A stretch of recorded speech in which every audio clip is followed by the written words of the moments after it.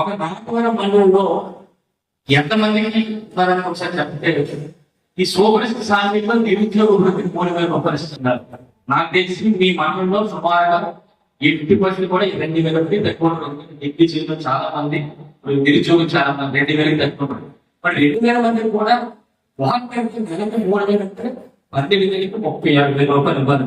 మరి ఈ రోజు కూడా సంవత్సరం దాటినప్పుడు కూడా 11వ తేదీ కూడా ఈ రోజు కూడా 36,000 ఇవ్వలేని పరిస్థితి ఉందని చెప్పి మీ అందరూ కూడా గ్రామాల్లో యువకులందరూ కూడా ఒకసారి అందుబాటు చెప్పాల్సిన అవసరం ఉంది.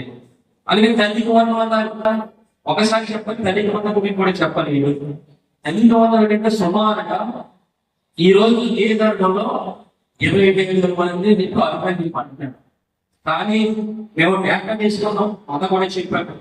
ఏంటంటే డేటా అంటే మన గవర్నమెంట్ పోయిన వరకు తెలుగుదేశం అధికారంలోకి వచ్చిన తర్వాత నర్సీపట్నం నిధుల్లో అన్ని మండలాల్లో కూడా 1వ తరగతి నుంచి 12వ చదువుకున్న తాలూకా లిస్ట్ అడిగితే సుమారుగా 40,000 మంది.